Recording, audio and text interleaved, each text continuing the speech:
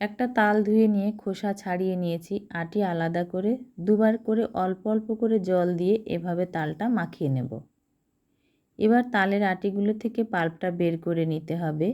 একটা ঝাঁঝরি থালার উপর ঘষে ঘষে তালের পাল্পটা বের করে নেব। দেখুন আটিটা থেকে তালের পাল্পটা বের করে নিয়েছি। এভাবে বাকি আটি থেকে তালের পাল্পটা বের করব।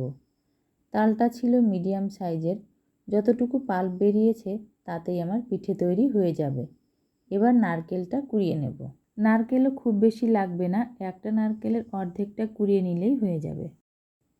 এবার তালের পাল্পের মধ্যে টেস্ট অনুযায়ী চিনি দিয়ে দেব, কিন্তু চিনির দানাটা মোটা বলে চিনিটা ব্লেন্ড করে গুঁড়ো করে দিয়ে দিলাম। নারকেল কোড়াটা দিয়ে দিলাম। 1 কাপ চালের গুঁড়ো দিয়ে দেব। এবার হাত দিয়ে ভালো করে মাখিয়ে নেব। চালের গুঁড়োটা কম হয়েছে, আবারও 1 কাপ চালের গুঁড়ো দিয়ে দেব। চালের গুঁড়োটা আবারও মিশিয়ে নেব। এবার সামান্য একটু লবণ দিয়ে দিলাম। লবণটা দিয়ে আবারও ভালো করে মাখিয়ে নিতে হবে। একটা থালা দিয়ে তালের পিঠের ব্যাটারটা ঢেকে রাখবো। আজকে তালের পিঠেটা আমি কলার পাতায় বানাবো, সেজন্য কলার পাতাটা রেডি করে নেব। কলার পাতার মাঝখানের ডগাটা কাঁচি দিয়ে কেটে নিলাম। এবার ছোট ছোট টুকরো করে কেটে নেব। এবার এই পাতাটা ভালো করে জলে ধুয়ে নেব। পাতাগুলো এবার একটা কাপড় দিয়ে মুছে নেব। পিঠেগুলো এবার তৈরি করব, তার আগে ব্যাটারটা আরও একটু মাখিয়ে নেব। হাতে অল্প পরিমাণ ব্যাটার নিয়ে কলার পাতার এক সাইডে আঙুলের সাহায্যে ব্যাটারটা ছড়িয়ে দেব। এবার কলার পাতাটা উল্টে দিয়ে পিঠেটা ঢেকে দিলাম। এভাবে সমস্ত পিঠেগুলো বানিয়ে নেব। এরকম কলার পাতায় তাল পোড়া পিঠে ভাদ্র মাসে কারা কারা তৈরি করেন অবশ্যই কমেন্টের মাধ্যমে জানাবেন।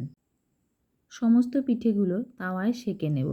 তাওয়াটা গরম হয়ে গেছে, এবার কলার পাতার পিঠেগুলো সেঁকে নেব। প্রথমে 3টে পিঠে তাওয়ার উপর দিয়ে দিলাম। ঢাকনা দিয়ে ঢেকে 3-4 মিনিটের জন্য মিডিয়াম ফ্লেমে সেঁকে নেব। 4 মিনিট পর ঢাকনা সরিয়ে পিঠেটা উল্টে দেব। আবারও 4 মিনিটের জন্য ঢেকে অপর সাইডটা সেঁকে নেব। দুটো সাইড খুব ভালো করে সেঁকা হয়ে গেছে, এবার তুলে নেব। বাকি সমস্ত পিঠেগুলো আমি একইভাবে সেঁকে নেব। দেখুন একে একে সমস্ত পিঠেগুলো সেঁকে নিয়েছি। এবার কলার পাতা থেকে পিঠেগুলো ছাড়িয়ে নেব। আজকের ভিডিওটি আপনাদের কেমন লাগলো?